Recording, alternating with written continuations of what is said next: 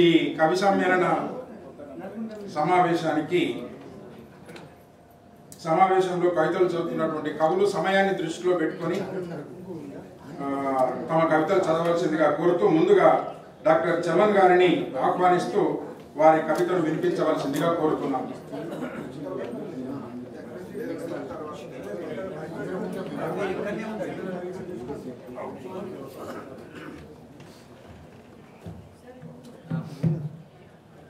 సభకు నమస్కారం.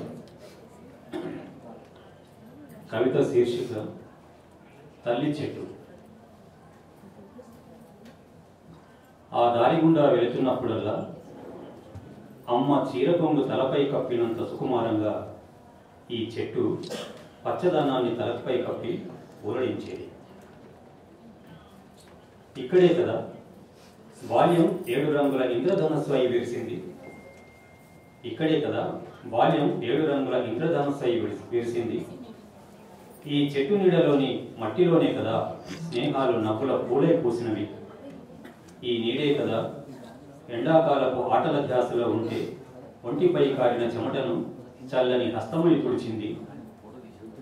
ఇక్కడే కదా తీరొక్క బాల్యపు ఆటలు బతుకు తీపిని పంచినవి.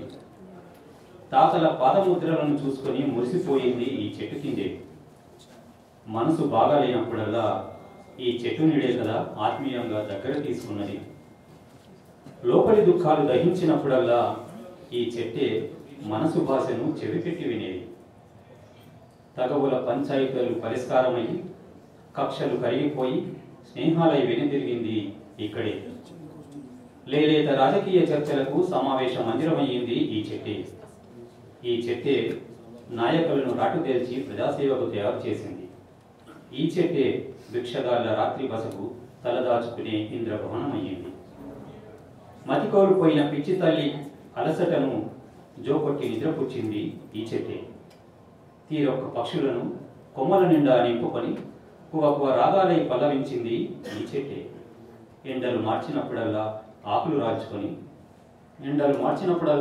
రాల్చుకొని మొండి కొమ్మలతో దీనంగా నిలిచి చినుకు పడగానే చిగురులు తొడిగిన పసిపాపల బోసి నవ్వైపోయేది.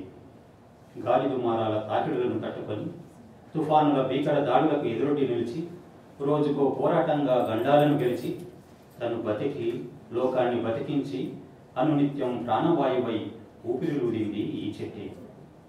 ఇవ్వడమే కానీ తీసుకోవడం తెలియని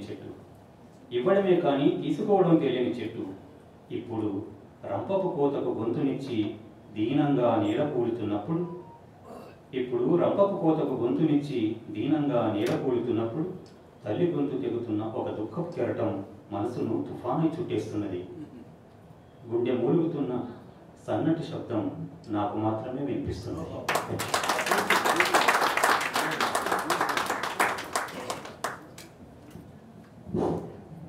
తల్లి చెట్టు మనసు గుట్టును విప్పిన చమన్ గారిని చల్లగా ఆశీర్వదిస్తూ సిదగాని శంకర్ తమ కవితను వినిపించవలసిందిగా ఆహ్వానిస్తున్నారు. సిరిగాల శంకర్. అందరికీ నమస్కారం. ఓ సోదరా, ఓ సోదరి, జీవితం అనేది ఒక కథన రంగంలో కాలిడి కథనం చెయ్యనని కన్నీరు కారుస్తూ కథన రంగంలో నిలిస్తే నీ శత్రువు నీ కుత్తుకలు పోస్తాడు. ఒక మంచు అడ్డం వచ్చాదని పొద్దుపడు ఒక మానున ఒక మంచును పక్కకు తోస్తూ తూర్పు నుండి పడమటికి పోతూనే ఉంటాది. గుట్టల చెట్లు అడ్డు వస్తాయని గాలి వీయక మానున గుట్టలను చెట్లను పడదోస్తూ గాలి అధిక పీడనం నుండి అల్ప పీడనం వీస్తూనే ఉంటుంది. పరికి కంప అడ్డం వస్తాదని పారే నదులు ఆగుతాయా? పరికి కంపను పడదోస్తూ ఎత్తు నుండి పల్లానికి పారుతూనే ఉంటాయి. నిరాశ వద్దు, నిస్పృహ వద్దు, నీవే వీరుడుగా వీర వంతగా ముందుకు సాగుకో. ధన్యవాదాలు.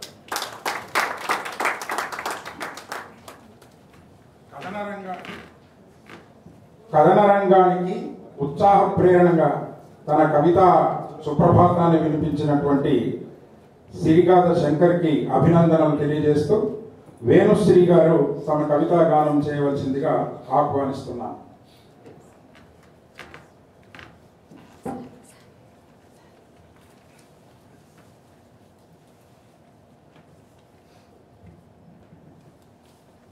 ఉచితాల ఉచ్చు ప్రగతికి ఉరి.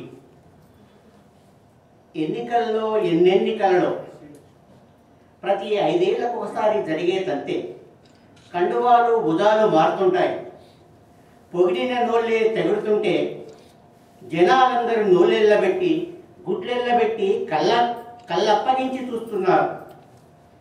వలలు విసురుతూ జనులందరికీ ఏది కావాలో అది అందజేస్తూ సుక్క నీరు లేకపోయినా తడారిపోతున్న గొంతుకు మద్యపు చుక్కలు, సప్పబడ్డ నాలుకలకు బిర్యానీ పొట్లాలతో రాబోయే 5 ఏళ్ల దాకా బతుకులు ఆగం చేసే ప్రణాళికలే. తాత్కాలిక నజరానాలు, లక్ష్మీ కటాక్షాలు, చిరుజల్లుల వాగ్దానాలు, మనసుల్లో దింపుడు బెల్లం ఆశలు. కొడిగడుతున్న బతుకులకు ఏవో కొత్త కాంతి రేఖలు, గాజు కళ్ళకు. ఉచిత పథకాల ఉచ్చులో కార్మిక కర్షక యువశక్తిని నిర్వీర్యం చేసే రాజకీయ పథకాలు. పనిని కల్పిస్తే సైతం కాళ్ళ మీద నిలబడి తలెత్తుకొని తిరగకుండగా నిరుద్యోగ నిర్మూలనకు తిలోదకాలు. యువత జరుగుబాటు లేక వక్రమార్గం పట్టించేటి ఊబిగుంటలు. ఇంటింటి ఓట్ల భిక్షకై నోట్ల సంతులతో తిరుగుతారు. బీద వ్యక్తి పేద మధ్య గొప్పలనే తేడా అసలే ఉండక ప్రతి ఇంటి గడపలు తొక్కుతుంటే సమాజ స్థాపన జరుగుతున్నట్లు ప్రతిసారి జరిగే ఎన్నికల్లో జనాలు గొర్రెలాగా కషాయ చేతిలో మోసపోతూ బలి పశువులై పోతూనే ఉంటారు. గడ్డిపోతలే ఏనుగుడు బంధించినట్లు, చలిచీమలే సర్పాన్ని గెలిచినట్లు మానవులకు ఓటే ఆయుధం, తలరాతలు మర్చే నయాగారం.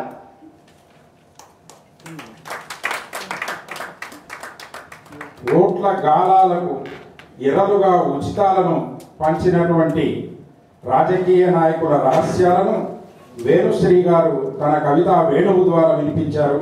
వారికి అభినందనలు తెలియజేస్తూ పప్పుల రాజిరెడ్డి గారిని తమ కవితను చదవవలసిందిగా ఆహ్వానిస్తున్నాను. నెక్స్ట్ ఆశారాజు గారిని.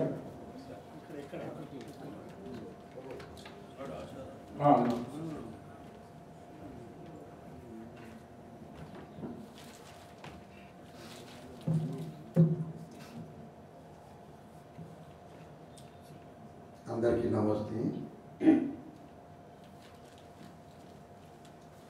నేను ఈ మధ్యలో జీవితం గురించి ఎక్కువ రాస్తున్నాను. 2-3 ఏళ్ళ నుంచి ఆ పోయిమ్సే తీసుకొచ్చాను చదువుదామని.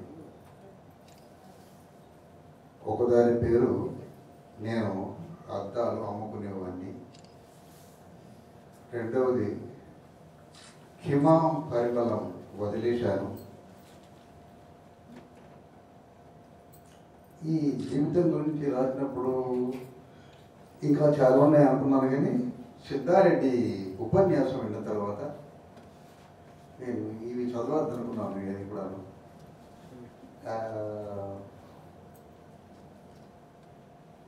నా ఐడెంటిటీ, అస్తిత్వం గురించి తను చెప్పారు. నా వెంటబడే హైదరాబాద్, నేను ప్రేమించే హైదరాబాద్, నేను ఆడుకున్న చార్మినార్ నీడ, నేను పరిగెత్తిన పత్తరగట్టి,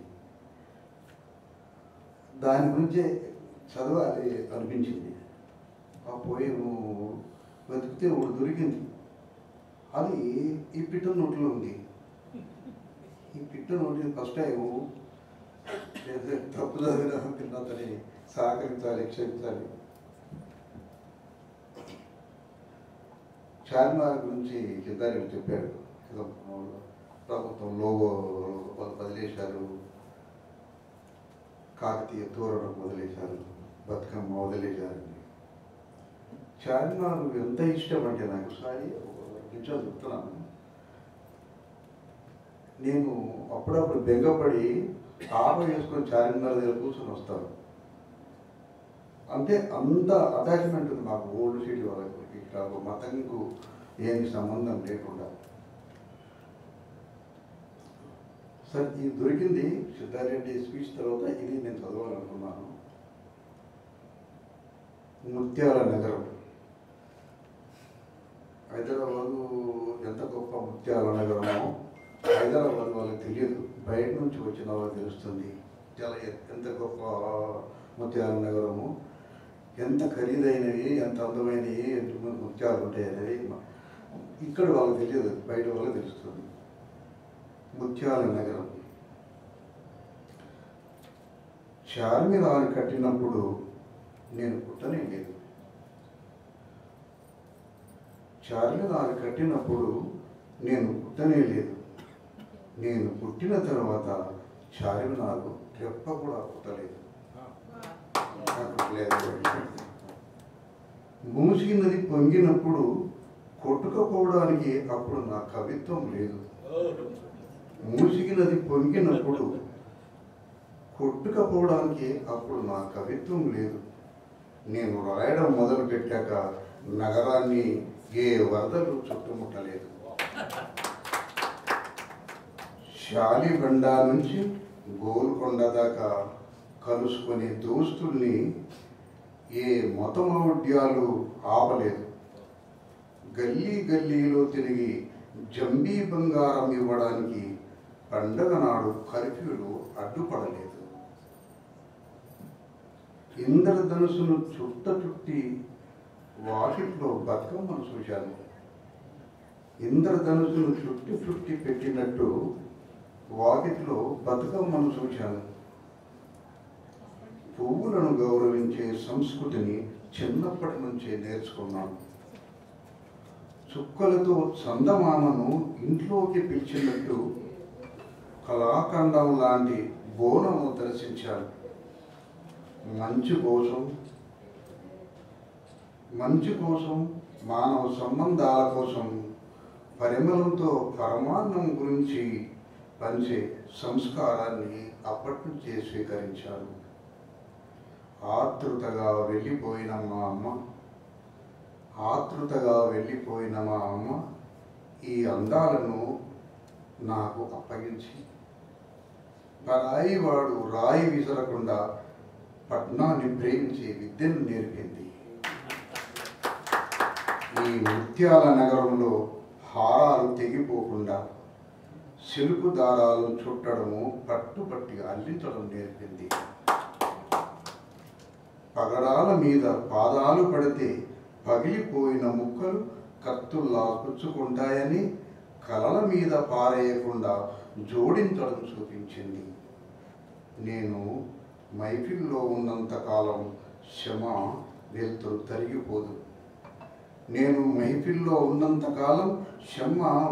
తరిగిపోదు. కనిపించకుండా ఎప్పుడన్నా వెళ్ళిపోతే హైదరాబాదు నా పేరును మర్చిపోదు.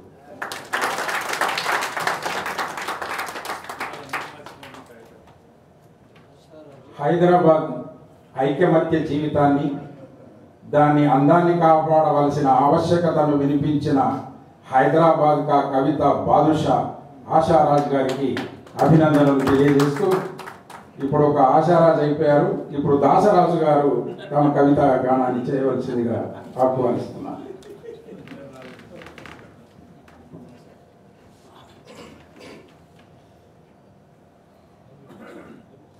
కవి సమ్మేళన సభకు నమస్కారం.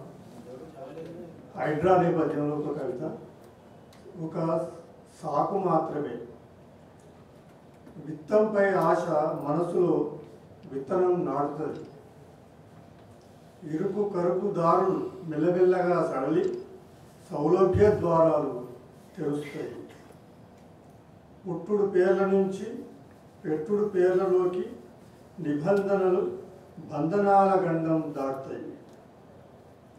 విభాగాల మతుల ఎక్మత్తులకు లోబడి అనుమతులు పట్టాలెక్కుతాయి. నయా పైసను లెక్కించే ఇజ్జత్ బతుకులను కుదువబెట్టుకొని అప్పుల భరోసా వెన్ను నిమురుతుంది. కట్టుడు దారుని కనికట్టు శురువై ఇటుక మీద ఇటుక పడి కలలగూడు కళ్ళెదుట నిలుస్తుంది.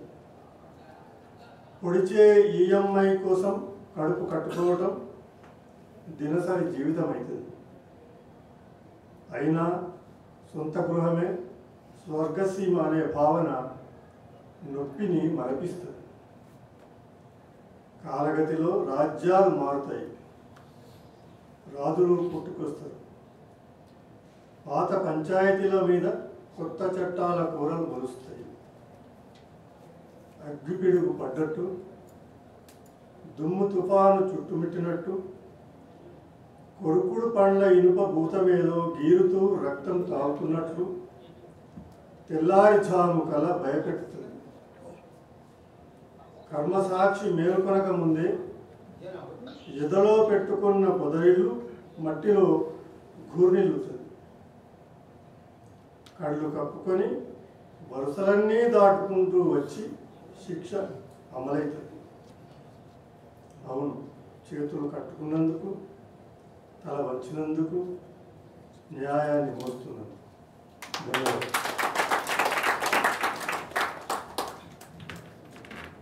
హైడ్రా ఆవేదనను అందంగా అలంకరించిన రామారావు గారికి అభినందనలు తెలియజేస్తూ మోత్కూరి అశోక్ కుమార్ గారు తమ కవితను వినిపించవలసిందిగా ఆహ్వానిస్తున్నారు.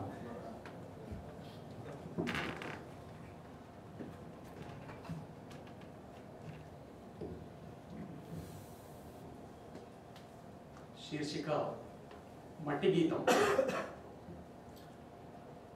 విందాం రండి ఆ మట్టి సంగీతాన్ని, విని తరిద్దాం రండి.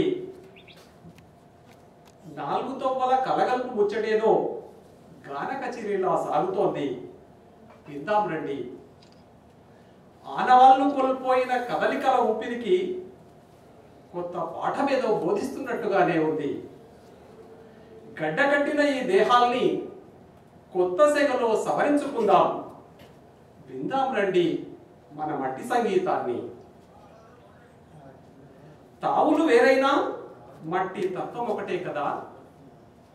బతుకు సంబూరానికి భరోసా వెతుక్కుంటున్న మొక్కల అరిగోసని ముళ్ళెకట్టి తెచ్చినట్టుగా లేదు.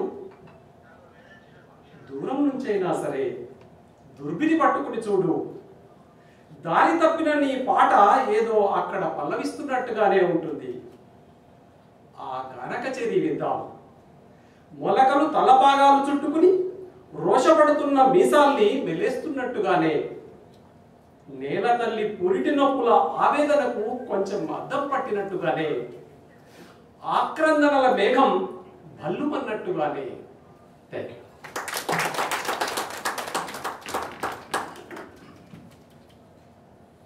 ఆనవాళ్లు కోల్పోయిన ఆక్రందనల మేఘాల జల్లును కురిసినటువంటి మోత్కూరి అశోక్ కుమార్ గారికి అభినందనలు తెలియజేస్తూ ఇప్పుడు డాక్టర్ సాగుడి జగన్ రెడ్డి గారిని తమ కవిత వినిపించవలసిందిగా వేదికపైకి ఆహ్వానిస్తున్నాను.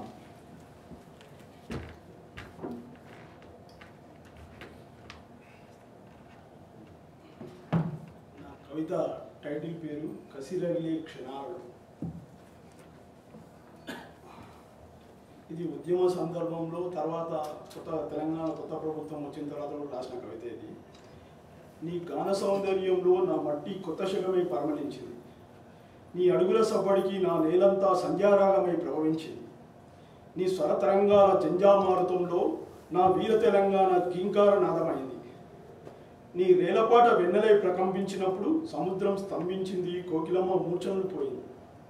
నువ్వు వసంత మేఘ రాగాన్ని ఆలోపించే వయోలిన్మని, తూర్పు కొండల ఉషోదయాన్ని మోసుకొచ్చే ప్రభాత రవివని, జనపదాల చిరుగాలి రవలివని, ప్రభాత సమయంలో వెలిసిన విప్లవ కథాక్షేత్రానివని, నా తరమంతా నీ మాటల పాటల పసందులో కన్నీళ్లను కత్తులుగా మార్చుకుంది.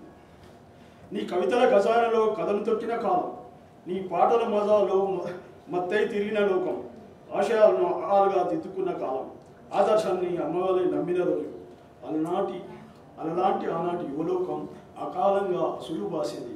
నీకు దొరికింది అభివృద్ధి అమెరికా, మాకు మిగిలింది అమరత్వం, సమున్నతమైన ఆశయం. కానీ ఇప్పుడు కసిరగిలే క్షణాలలో రక్తంతో శృతి చేసిన రాగానికి కొత్త నిషీలు చెప్తున్నావు. నడివయసు జీవన కావ్యానికి కాసుల పల్లవి పేర్చుతున్నావు. కత్తిపాటను కాళ్ళతో తొక్కుతున్నావు.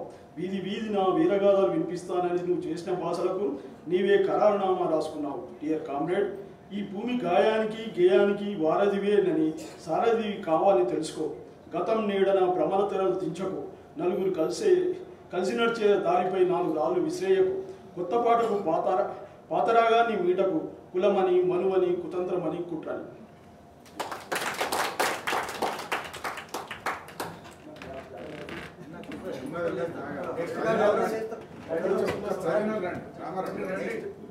రండి మీరు రండి మీద కూర్చోండి రండి.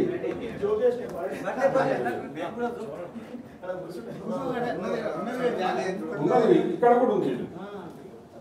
ఎక్కడ రండి కూర్చోండి.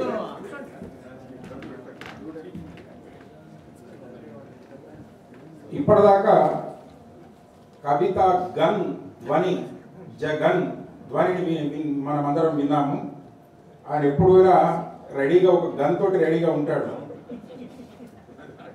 అటువంటి మిత్రుడిని అభినందిస్తూ ఇప్పుడు డాక్టర్ సిద్దంకి యాదగిరి గారిని కవితా గానం వినిపించవలసిందిగా ఆహ్వానిస్తున్నాను. తర్వాత వి రమేష్ గారిని.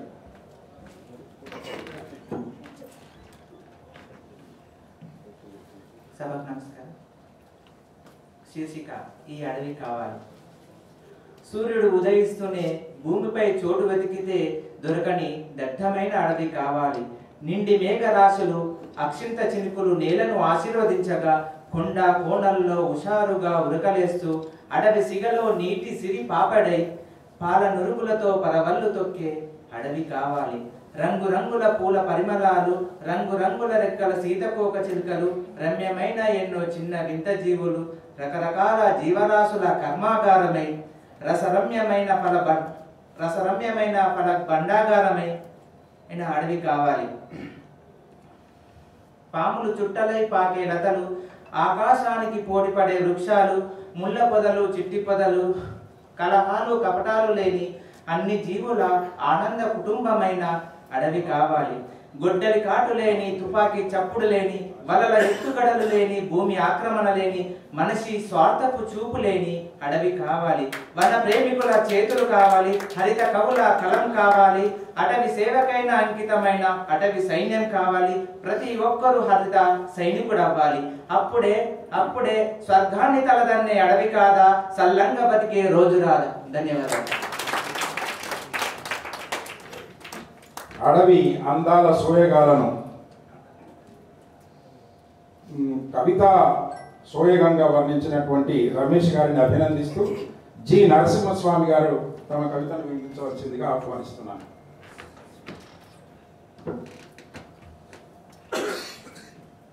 అందరికీ నమస్కారం.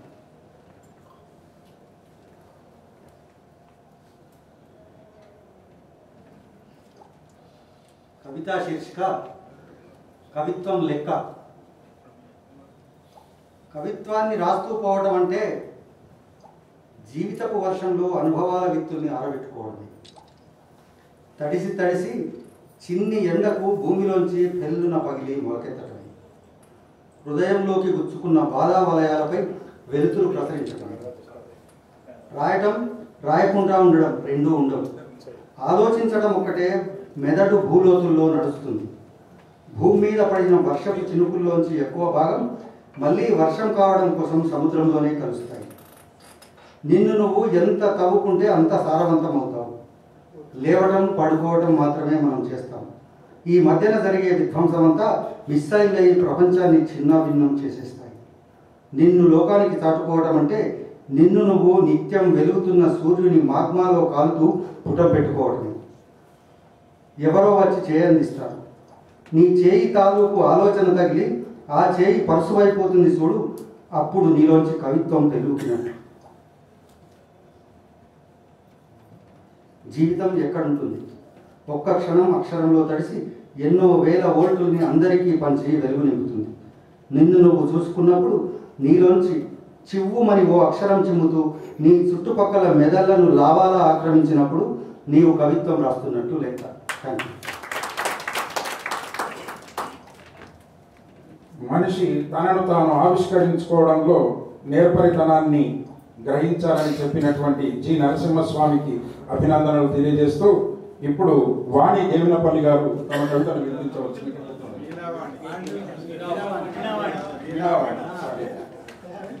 ఇక్కడ సరిగ్గా రాయలేదు.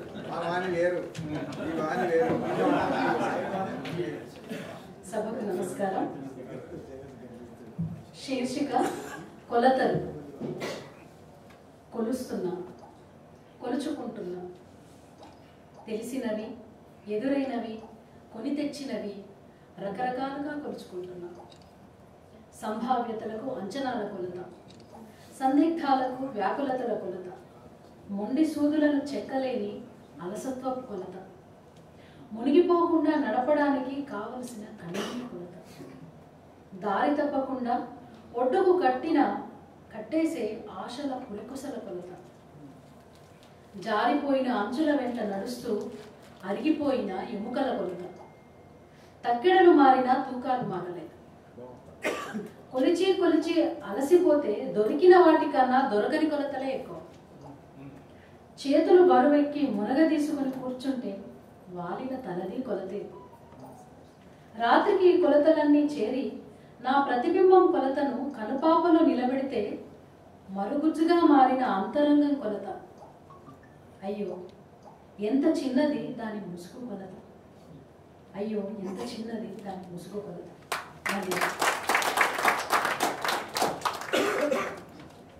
కొలతను తమ కవిత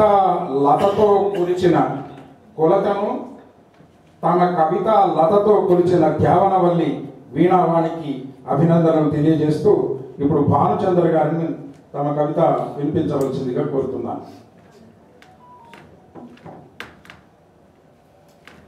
నమస్కారం.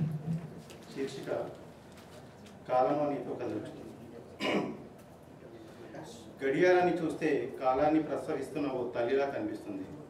క్షణ క్షణ కిటకిట పురిటి నొప్పులతో క్షణ క్షణాన్ని ప్రసవిస్తూ క్షణాలని నిమిషాలుగా, నిమిషాలని గంటలుగా, గంటల్ని రోజులుగా పెంచి పోషిస్తున్నట్టు నిత్య కొత్త పోకడలను ఆపాదిస్తూ అలుపెరగని ప్రవాహంలా దూరం తెలియని దారిలో గమ్యం లేని ప్రయాణంలో విజయ ద్వారాలు దాటి ఓటమి లోయల్లో పడుతూ లేస్తూ నిర్విరామ కాలజ్ఞానివై సాగుతూ ఓ అందం లేని నిత్యమా నీదో నన్ను కదలచ్చు. చక్కటి కవితను వినిపించిన భానుచంద్ర గారికి అభినందనలు తెలియజేస్తూ ఇప్పుడు సిహెచ్ ప్రకాష్ గారు తమ కవితను వినిపించవలసిందిగా ఆహ్వానిస్తున్నారు. సభకు నమస్కారం. కవిత శీర్షిక ఏదో కావాలి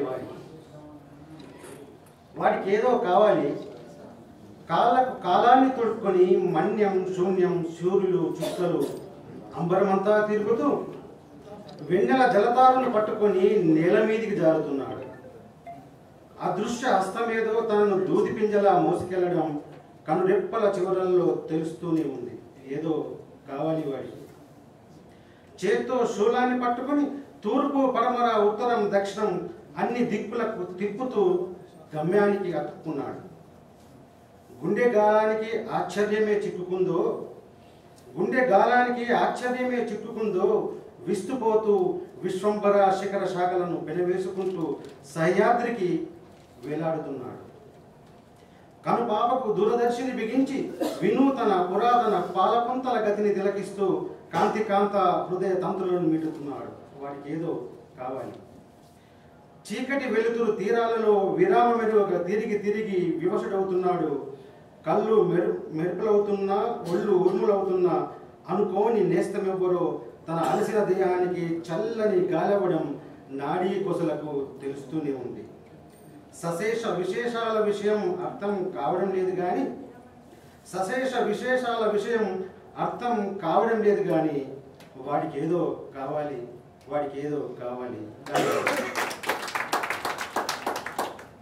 మానవుని అన్వేషణను అందంగా ఆవిష్కరించిన సిహెచ్ ప్రకాష్ గారికి అభినందనలు తెలియజేస్తూ గజ్జల రామకృష్ణ గారు ఇప్పుడు తమ కవితను వినిపించవలసిందిగా ఆహ్వానిస్తున్నాను.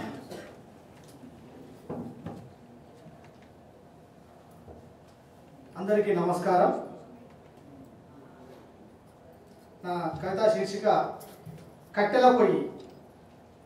నరకం ఎక్కడో లేదన్నట్టు ఇల్లంతా పొగచూరిపోతుంది. కంట్లో కారం పడ్డట్టు కన్ను తెరవనివ్వదు. చుట్ట తాగుతున్న తాతలాగా దగ్గు ఊపిరాడనివ్వదు. తలుపు తెరిచే ఉంటుంది, తప్పించుకునే వీలు ఉంటుంది. అయినా చెల్లి తమ్ముళ్ళంతా అమ్మ చుట్టూ. నాయనకు కొనడం చేతకాకనో, ఇప్పుడున్న గ్యాసు పొయ్యి అప్పుడు లేకనో, అదేమీ పట్టనట్టు పెంకమించి దిగిన రొట్టె దిగినట్టు దవడ పండ్ల కింద దంచుకు తింటూ అందరినీ కంచం ముందుకు రమ్మని సైగ చేస్తాడు. అమ్మ తన చేతి రొట్టె ముక్క తానెప్పుడు రుచి చూస్తుందో పుల్లెనక పుల్ల వేస్తూ ఏ పూట కా పూట వండి వడ్డించే యాగశాల అవుతుంది. చూపు మీద శ్వాస మీద దాడి చేసే పొగ రాక్షసితో కొట్లాడుతూ కళ్ళు తుడుచుకుంటుంటే అగ్గిదేవుడు కూడా బగ్గున మండిపోతాడు. ఒక్కటి కష్టపడుతుంటే ఆరుగురు ఆరగిస్తున్నాడు. ధన్యవాదాలు.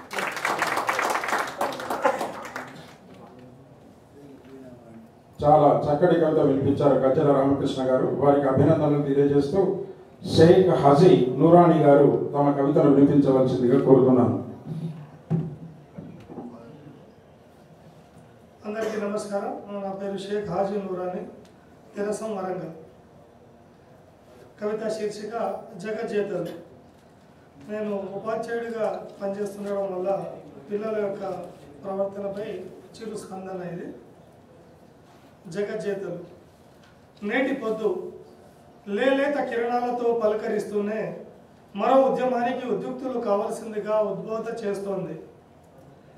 విద్యారంగ అడుగులు తడబడుతూ ప్రామాణికత సందిగ్ధత దిశలో గమనం సాగిస్తుంటే అక్షరాల అడుగులు సైతం ఆగమాగం అవుతున్నాయి. గురువు సైతం దిక్కుతోచని స్థితికి దిగజారిన విషాదం. ఏ విద్యా పద్ధతి 10 కాలాల పాటు మనలేని స్థితి. గురువుకు స్వేచ్ఛ లేక, విద్యకు దిక్సూచి లేక, విద్యార్థి స్వేచ్ఛా విహంగమై ఆధునిక టెక్నాలజీ మాయలో తనను తాను కోల్పోయి అటు ఇటు ఎటు అన్నట్లుగా పరిణతి చెందని వయసులో పరిణయ వాక్యాలు అల్లుతూ గుబులుగా బిడియపడు తడబడు వయసుల కాలంలో విపరీత పరిణతితో సమాజాన్ని తడబడేలా చేస్తున్న విపత్కర కాలం, మత్తెక్కిన కాలం. కాలం చేస్తున్న మార్పులకు లోనవుతున్న కాలమో తెలియని వింత వాతావరణం. నైతిక విలువల పతనం మృదంగం. సామాజిక మానవీయ విలువలకు ఆభరణంలా మెరవాల్సిన బాలలు ప్రామాణికత ప్రశ్నార్థకమైన విద్యా వింత పరిస్థితులలో తమ కాళ్ళపై నిలబడే సత్వలేని తనాన్ని బహుమానం చేస్తున్న విద్యకు బలవుతున్న భవిష్యత్తులే. జాగ్రత్త పడితే జగజ్జేతలే. Thank you very much. చాలా చక్కటి కవిత వినిపించారు షేక్ హాజీ నూరానీ గారు. వారికి అభినందనలు. ఇప్పుడు కార్తీక రాజు గారు తమ కవిత కార్తీక దీపాన్ని వెలిగించవలసిందిగా కోరుతున్నాను.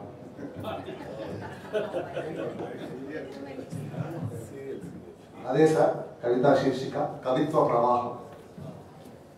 రాత్రంతా నొప్పులు పడి తెల్లారే సైకల్లా ఓ కవితాబాలను ప్రసవించింది నా మనసు. తవ్వకాల్లో బయల్పడ్డ ఓ పురావస్తువును ప్రదర్శనకు పెట్టినట్టు ఉదయాన్నే అందరి ముంగిట నిలిపాను. దానిని కొందరు ఆకాశానికి ఎత్తారు, కొందరు అంటీ ముట్టనట్టున్నారు, కొందరు ధ్వంసపరచాలని విరుచుకుపడ్డారు. ఎంతైనా భిన్నాభిప్రాయాల లోకం కదా. విరుచుకుపడ్డ వాళ్ళంతా మేధావుల జాబితాలో పేరెక్కించుకున్న శాస్త్రీయ దృక్పథ రహిత మూడులు. అంటీ ముట్టనట్టున్న వాళ్ళంతా సత్యాసత్యాల్ని తేల్చుకోలేక కొట్టుమిట్టాడుతున్న అమాయకులు. ఆకాశానికి ఎత్తిన వాళ్ళంతా అజ్ఞానాంధకారాన్ని చీల్చుకొని బయటపడ్డ జ్ఞానవంతులు. ఆకాశానికి ఎత్తారని పొగిడేస్తాననుకుంటున్నారేమో, ఆకాశానికి ఎత్తారని పొగిడేస్తున్నాడు అనుకుంటున్నారేమో. వాళ్ళు జ్ఞానులు కాబట్టే నిజాన్ని ఆకాశానికి ఎత్తి నిలబెట్టారన్న వాస్తవాన్ని గ్రహించండి ముందు. వాళ్ళు జ్ఞానులు కాబట్టే నిజాన్ని ఆకాశానికి ఎత్తి నిలబెట్టారన్న వాస్తవాన్ని గ్రహించండి ముందు. నాకు తెలుసు, రక్తం మన ఒంట్లో పారినట్లు కవిత్వం మన మనసులో ప్రవహిస్తే, నాకు తెలుసు రక్తం మన ఒంట్లో పారినట్టు కవిత్వం మన మనసులో ప్రవహిస్తే నిజ నిర్ధారణే కవిత వస్తువై నిలబడితే ఆకాశానికి ఎత్తే వాళ్ళు ఉన్నట్టే అధపాతాళానికి తొక్కే వాళ్ళు ఉంటారు. అయినా ఏం పర్వాలేదు, తగ్గాల్సిన మొగ్గాల్సిన పనే లేదు.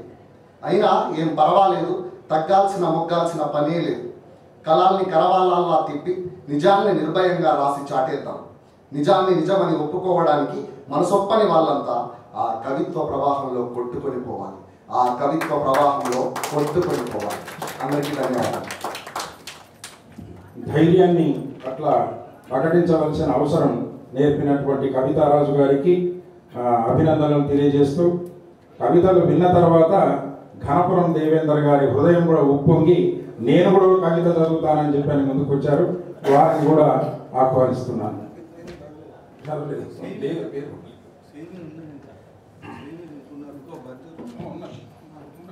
శీర్షిక త్యాగం. మరణించినప్పుడు ఎందుకు ఏడుస్తావు? త్యాగానికి సిద్ధమైనప్పుడే మరణాన్ని దాటిపోతారు కదా. పుట్టుకే ఒక త్యాగం కదా. గర్భగుడి లాంటి తల్లి కడుపు నుండి వేరుపడడం కన్నా త్యాగం ఇంకేముంది? పుట్టుక ఒక త్యాగం అని తెలుసుకోవడమే జీవితం. అందలాలను వదిలి అడవి తల్లిని హత్తుకోవడం త్యాగానికి పరాకాష్ట కదా. పీడనను ఎదిరించడం అంటే త్యాగాల తొవ్వలో అడుగులు వేయడం. నీ బాధను అనుభవించడం స్వార్థం. పరుల బాధను అనుభూతి చెందితే త్యాగం దారి తెలుస్తుంది. సాంకేతికంగా ఎంత ఎదిగినా మానవత్వం పతనమవుతున్నన్నాళ్ళు త్యాగాలకు గుర్తింపు ఉండదు. పీడన బ్రతుకున్నదంటే మానవత్వం ముల్లె కంచెపై ఊపిరి తీసుకుంటున్నట్టే. ఉద్యమాలకు మొదల్లే గాని చివరలు ఉండవు. ఏదో ఒక భుజం ఎత్తుకుంటుంది. పోరాటాల తీగ ప్రజలను అల్లుకుంటూనే ఉంటుంది. పీడన పోరాటం రూపాలను మార్చుకుంటూనే ఉంటాయి. బాధ ధైర్యం ఎడారిలో వయాసిస్సులాగా త్యాగాల కేదారాలను పండిస్తూనే ఉంటాయి. మరణం ఒక సంఘటన మాత్రమే. మరణం ఒక సంఘటన మాత్రమే. ఆశయం ఆచంద్ర తారార్కం. ఆచంద్ర తారార్కం. ఆశయం ఆచంద్ర తారార్కంగా నిలవాలని ఆకాంక్షించినటువంటి ఘనపురం దేవేంద్ర గారిని అభినందిస్తూ ఇక మా